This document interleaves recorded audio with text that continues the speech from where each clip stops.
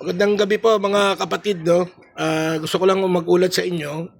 Siguro iba alam na dahil sa ito ay naipasgal ko na sa indot na FB. Kanina pong hapon matapos ang halos 1 oras at kalahati ng tensyonadong paghihintay, no? Sumagot po yung hinayupak na FB at ang sabi ay kesyo sumusunod daw tayo sa community standards nila. Hindi ko alam kung ano ibig sabihin nila no.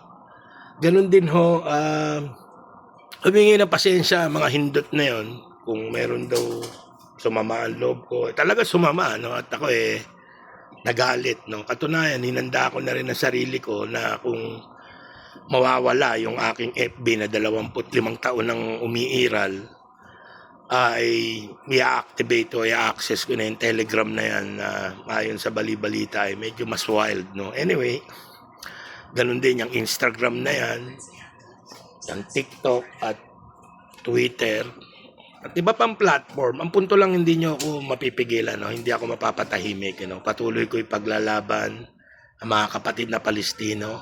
Patuloy kong kokondinahin yung henosidyong nagaganap na yan.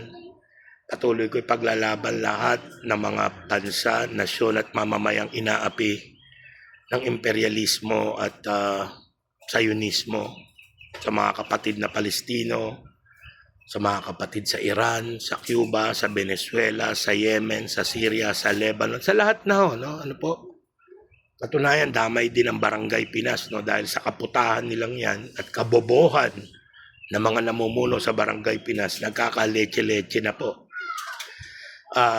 Ayon kay Bangag ay mayroon daw tayong langis hanggang June 30. Paano ang July 1? No? Ano ang mangyayari? Anyway, so, na-restore yung FB at well, na-restore siya o hindi, wala namang epekto sa atin yan, no? Tuloy ho tayo sa pakikibaka.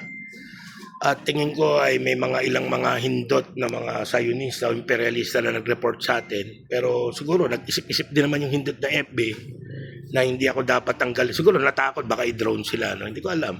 Anyway, so yun po, no? Tuloy ang ating laban, tuloy ang himagsikan sa lahat ng larangan, padayon to the death, yabado up to the max. May pag-asa. At tulad po na sinasabi ko ng mga nakaraang araw, pray Palestine, Viva Iran, long live the resistance. Maraming po salamat. Mabuhay po kayo. Padayon po. May pag-asa.